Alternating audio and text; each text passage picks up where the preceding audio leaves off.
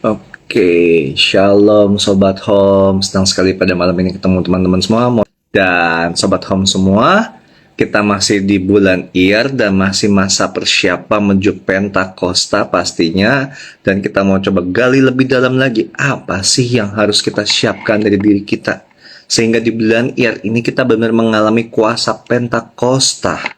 Oke, kita benar mengalami something yang berbeda, mengalami sesuatu hal yang baru, yang dahsyat, yang pastinya adalah kita mencapai apa yang hak-hak kita sebagai anak Allah. Amin teman-teman semua.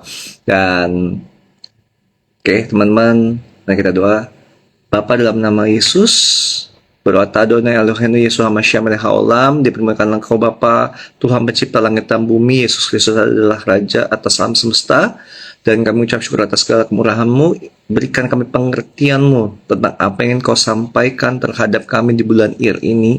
Siapkan kami lebih dalam lagi ya Bapa, di dalam nama Yesus. Haleluya, amin. Oke, teman-teman semua, menyambung tentang bulan Iyar adalah bulan kesembuhan. Tidak luput dan tidak akan lelah saya mengingatkan bulan Iyar terkait dengan bulan kesembuhan. Di mana, sekali lagi di bulan Iyar ini, kita mengenali nama Jehovah Rapha. Dia adalah Allah penyembuh. Bukan hanya menyembuhkan secara fisik, tapi segala sesuatu dalam hidup kita disembuhkan oleh Dia. Amin teman-teman semua. Apapun yang kau hadapi, apapun yang kau miliki, semua disembuhkan Tuhan. Amin. Kita akan mulai melihat apa yang selama ini sakit, ekonomi kita, bisnis kita, atau apapun itu yang selama ini sakit, kita akan mulai lihat kesembuhan demi kesembuhan. Amin. Nah, salah satu yang luar biasanya teman-teman, ketika saya mengerti dan saya bergerak dalam iman tentang ini adalah bulan Iyar. Bulan dimana ketika saya mengenali Tuhan sebagai Jehovah Rapha, dan saya mengenali Tuhan dan melihat bahwa realitas surga itu yang lebih penting, saya lihat secara signifikan sebagaimana semua terjadi atas ayah saya dan sangat luar biasa. Fungsi ginjalnya terus menaik dan naik dan naik, itu haleluya, dahsyat teman-teman. Dan kesembuhan demi kesembuhan mulai terjadi, itu benar-benar sakit. Saya mengucap syukur sekali kepada Tuhan yang dahsyat bahwa progres kesembuhan itu terjadi atas ayah saya. Nah, teman-teman, di dalam kemarin 2 hari terakhir ini kita membahas tentang yang namanya ujian demi ujian yang dialami oleh bangsa Israel. Oke, kita sudah melihat mereka di Mara seperti apa, di Elim seperti apa, dan kemarin kita juga sudah melihat saat mereka di padang gurun Sin seperti apa gitu ya. Nah, saat ini kita mau melihat di Keluaran 17. Keluaran 17 itu setelah mereka di padang gurun Sin itu mereka berjalan ke Keluaran 17 ayat 1. Kemudian berangkatlah segenap jemaat Israel dari padang gurun Sin berjalan dari tempat persinggahan ke tempat persinggahan sesuai dengan titah Tuhan. Jadi bangsa Israel haruslah berjalan sesuai dengan titah Tuhan, tidak bisa berjalan sendiri ya. Lalu berkemahlah mereka di Rafidim, tetapi di sana tidak ada air untuk diminum bangsa itu. Teman-teman perhatian sini. Mereka berkemah di Rafidim, tapi tidak ada air untuk diminum. Perhatian ayat 2-nya. Jadi mulailah mereka itu bertengkar dengan Musa. Kata mereka, berikanlah air kepada kami, supaya kami dapat minum. Tetapi Musa berkata kepada mereka, mengapakah kamu bertengkar dengan aku? Mengapakah kamu mencobai Tuhan? Oke, nah ini di bahasa Indonesianya agak sedikit kurang enak ya di ayat 2-nya ya. Coba kita perhatikan di ayat dengan terjemahan dalam bahasa Inggrisnya seperti apa sih? Nah, si Ivy ngomong ini, the people started complaining to Moses, give us some water. Moses replied, why are you complaining to me and trying to put the Lord to the test? Jadi Musa bilang, mengapakah mereka seperti mau menguji Tuhan begitu ya? Seperti orang yang mau coba maunya ya Tuhan yang harus ikuti apa yang mereka mau mulu begitu. Nah, teman-teman, mereka udah gagal di ujian pertama di Mara, mereka udah gagal di Elim, mereka gagal di padang gurun Sin, bahkan di Rafidim pun mereka gagal. Ada 4 kali ujian mereka gagal semua. Nah, di Rafidim ini kita lihat di mana di kata kuncinya di sana tidak ada air untuk diminum. Air, kebutuhan manusia adalah untuk minum. Betul teman-teman? Kebutuhan manusia adalah untuk minum. Tapi kita lihat ketika sesuatu yang di kebutuhan itu tidak dijawab, mereka langsung naik darah, mereka langsung cecer Musa, mereka langsung ajak Musa bertengkar, dan mereka langsung mencobai Tuhan, mereka langsung menguji Tuhan. Nah, ayat 3 perhatikan, Hauslah bangsa itu akan air di sana. Bersungut-sungutlah bangsa itu kepada Musa dan berkata, mengapa pula engkau memimpin kami keluar dari Mesir untuk membunuh kami, anak-anak kami, dan ternak kami dengan kehausan? Teman-teman perhatikan baik-baik di sini. Seringkali kita melihat realita nyata ketika sesuatu sudah yang terjadi tidak sesuai dengan apa yang kita inginkan. Kita akan complaining, kita akan murmuring, kita akan bersungut-sungut di depan Tuhan, dan kita akan mulai yang namanya mengungkapkan ke Tuhan, itu kok tega sih gitu. Kenapa yang dibiarkan, kenapa begini, kenapa begitu gitu ya. Nah, seringkali kita seperti itu. Teman-teman, sekali lagi saya mengingatkan, persungutan bukanlah hal yang sangat enteng, ya. Dosa persungutan adalah salah satu dosa yang dibenci Tuhan. Dosa persungutan itu sama seperti dosa pemberontakan. Jadi berhati-hati dengan persungutan. Jadi kalau orang taunya pemberontakan adalah menentang dan melakukan sesuatu hal tidak sesuai dengan apa yang diinginkan oleh pemimpinnya. Nah, ternyata makna persungutan itu juga bisa seperti dosa pemberontakan. Ya, jadi kita harus jaga hati-hati. Dosa pemberontakan adalah salah satu dosa yang cukup fatal di hadapan Allah. Jadi kita harus jaga hati kita. Nah, teman-teman, jadi saya mengingatkan sekali lagi bahwa berhati-hati dengan mulutmu. Apa yang keluar dari mulutmu itu yang menajiskan hidupmu. Artinya, apa yang keluar dari mulutmu adalah pancaran dari dalam hatimu. Ketika persungutan yang keluar dari mulutmu hanya persungutan, hanya realita kehidupan yang ada, hanya rasa marah yang ada, artinya hatimu ada rasa marah. So, saya ajak setiap kita, mari kita mau koreksi hati kita. Apakah ada rasa marah di sana? Apa ada rasa pahit di sana? Kenapa munculnya rasa persungutan dan lain-lain sebagainya. Ya. Bahkan lebih daripada itu teman-teman semua. Oke. Perhatikan ayat 7. Oke, perhatikan dari ayat 6 dulu deh. Maka aku akan berdiri di sana di depanmu di atas gunung batu di Horeb. Haruslah kau pukul gunung batu itu dan dari dalamnya akan keluar air, sehingga bangsa itu dapat minum. Demikianlah diperbuat Musa di depan mata tua-tua Israel. Ayat 7-nya, dinamailah tempat itu Masa dan Meriba, oleh karena orang Israel bertengkar dan karena mereka telah mencobai Tuhan dan mengatakan, adakah Tuhan di tengah-tengah kita atau tidak? Nah, ini sesuatu hal yang sangat fatal bagi kita sebagai orang Kristen. Ketika kita mau berkata, apakah ada Tuhan di tengah-tengah kita atau tidak? It's totally, buat saya, it's stupid question. Kenapa? Karena Tuhan itu selalu ada, gitu. Kita bait Allah, apalagi ketika kita menerima Yesus sebagai Tuhan dan Juru Selamat, ada Tuhan di hidup kita. Jadi di bulan Iyar, pastikan kita mau melepaskan rasa marah kita mau melepaskan rasa kecewa kita. Jangan sampai itu terus keluar. Karena kita bisa lihat 4 kali mereka jatuh, bangun, jatuh. Semuanya persungutan. Rasa marah. Dan mereka selalu melihat dengan realita yang ada.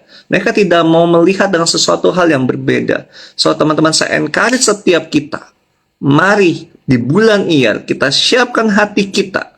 Kita mau siapkan diri kita untuk mendapatkan kuasa Pentakosta, berkat Pentakosta dengan hati yang murni, hati yang tulus, hati yang tidak penuh dengan marah, hati yang tidak penuh dengan emosi, hati yang ikhlas, hati yang selalu mau melihat Tuhan sedang melakukan apa, dan hati yang ada Tuhan dimanapun.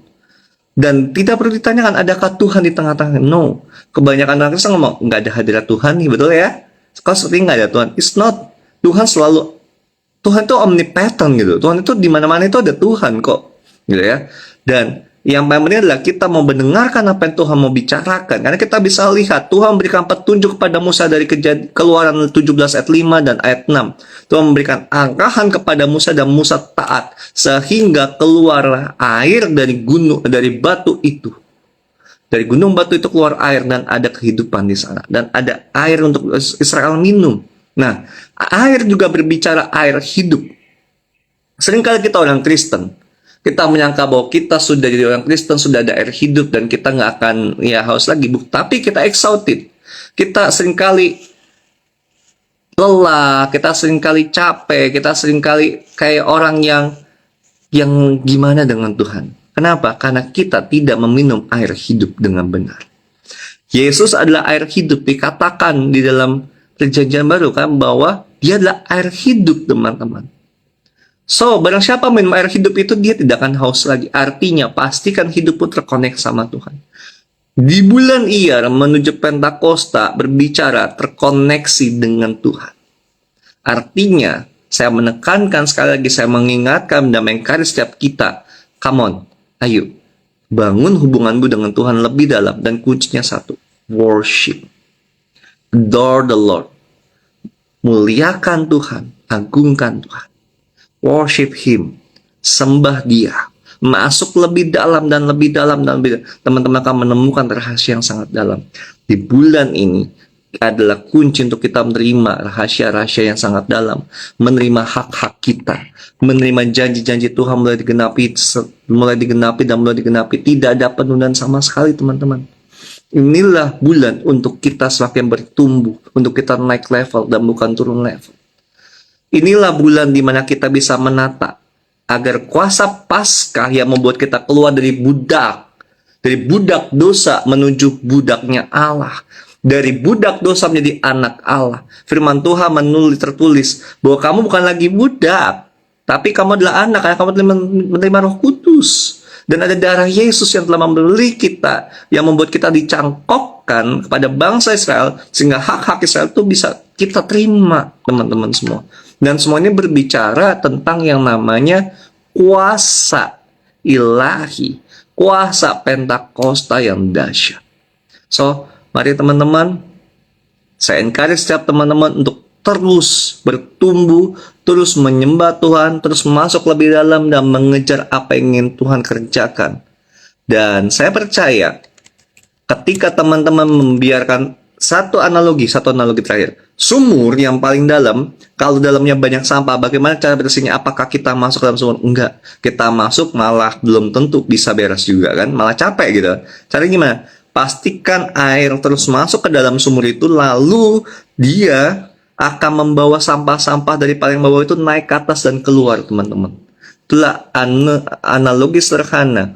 Pastikan dirimu ada aliran air hidup yang terus memompa setiap sampah-sampah dalam hidupmu keluar semuanya. Sehingga yang ada hanya aliran air hidup itu, kemurnian, kesegaran, dan kuasa dari Roh Kudus yang ada dalam hidup kita. Amin, teman-teman.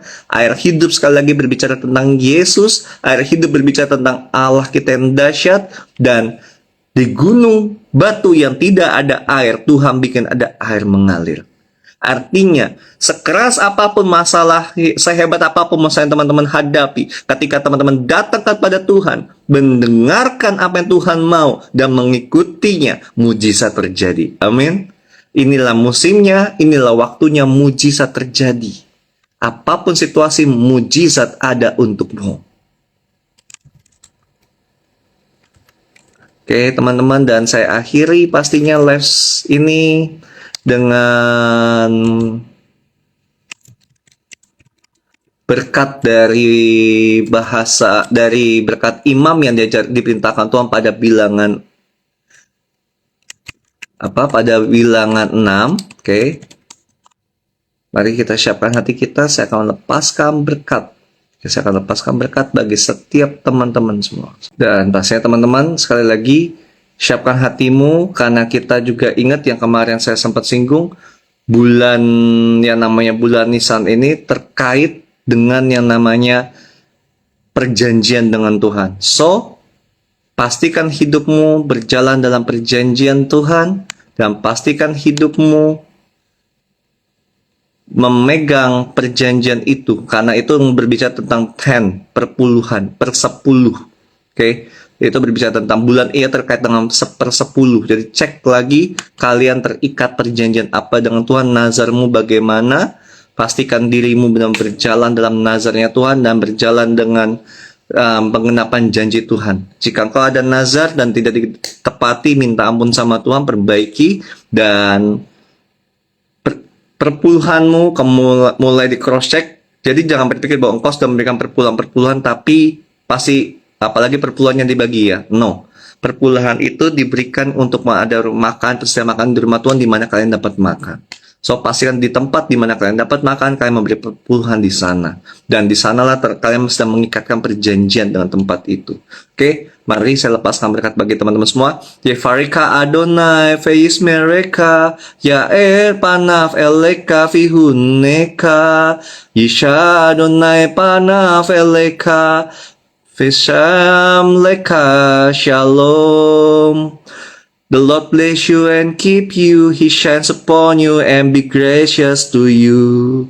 He turn his face toward you and give you shalom. In Jesus' mighty name, amin. Terimalah teman-teman, saya deklarasikan bahwa setiap teman-teman akan semakin mengalami aliran air hidup. Dan apapun yang teman-teman lihat, semuanya buntu. Teman-teman akan melihat mujizat mulai terjadi. Karena inilah waktumu di mana mujizat dinyatakan. Dan teman-teman semakin mengoreksi hati teman-teman. Dan biar kemuliaan Tuhan semakin terpancarkan dari hidup teman-teman. Oke, saya deklarasikan di dalam nama Yesus, semua terjadi atas bisnismu, atas ekonomimu, atas pekerjaanmu, atas hasil usahamu, atas pendidikanmu. Semuanya mengalami mujizat kesembuhan itu di dalam nama Yesus. Haleluya. See you besok teman-teman. God bless you all.